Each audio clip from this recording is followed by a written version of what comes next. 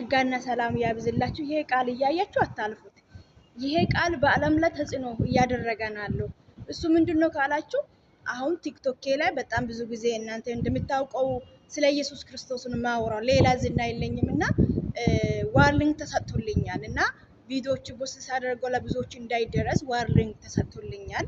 እንግዲህ ኮፒ ይሄ ቪዲዮ ለብዙዎች እንዲደረስ ኮፒ ሊንክ ሼር በማድረግ እንድተባበሩ በጌታ ስም ይጠይቃችኋለሁ። ዛሬ የምናዩበት የእግዚአብሔር ቃል ማርቆስ ወንጌል ምዕራፍ 4 ላይ ቁጥር 35 ባለበት አብሮ እናያለን። የቃል ወጣት ተማኘው እንዲህ ይላል። ያን ቀን በመሻው ጊዜ ወደ ማዶ እንሻገር አለዋቸው። እነርሱም ሕዝቡናም ቲቶም በጀልባው ውስጥ እንዳለው በዛም ይዞት ሂዱ። ሌሎችንም ጀልባዎችና አብሮት ነበሩ። በዛም ጊዜ ኃይለኛና አውሎ ንፋስም ተነሳ። ማዕበሉን ውሃን እስኪሞሉት ድረስ ጀልባውንም ያናወጥ ነበረ። ኢየሱስ ግን ተንሰስቶ ተንቶት ትራስና ተንሰስቶ ጀርባው በስተኋላ በኩል ተንቶ ነበረ።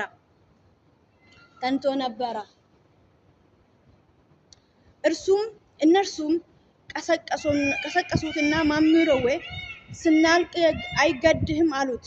እርሱም ተነስቶ ንፋስንም ገሥጽና ባህርን ጸጥ ረጭ በል አለው። ንፋሱም ጸጥ ረጭ አለው፣ ፍጹምም ጸጥታ ሆነው። ደቀ መዛሙርቱም ስለምን እንዲፈራችሁ እስከዚህ እምነት የላችሁም አሏቸው። እነርሱም በፍርሃት ተዋጥቶ እርስ በራሳቸው ንፋሱን ሞገዱንና የሚታዘዝለት ይህ ሰው ማን ነው ተባባሉ ይላል። ኢየሱስ ያድናል። እዚህ ጋር የማዕበሉ የኢየሱስ ዓለም ላይ ጭንቀት የለውም። የኢየሱስ ዓለም ላይ ስቃይ የለውም። ኢየሱስ እነሱ ደቀ መዝሙር ሲጨነቁና ሲፈሩና ሲያለቅሱ ኢየሱስ ተንሰስቶ ተንቶ ነበረ።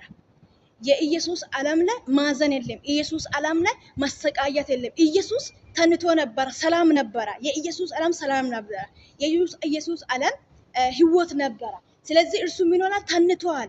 ደቀ መዛሙርቶቹ ምንድን እያለቀሱ እኛ እየጠፋን ግድ አይሰጠም ብሎ ከዛ ማዕበሉን ጸጥ ሲያደርግ ይሄ ምን አይነት ነው? በፊታችሁ ያለው አብሮም ያለው የማዕበሉ ጌታ መሆኑን አላውቁትም ነበረ። ኢየሱስን ሲከተሉ ነገር ግን በእግዚአብሔር ላይ ያለ እምነት ደካማ ነበረ።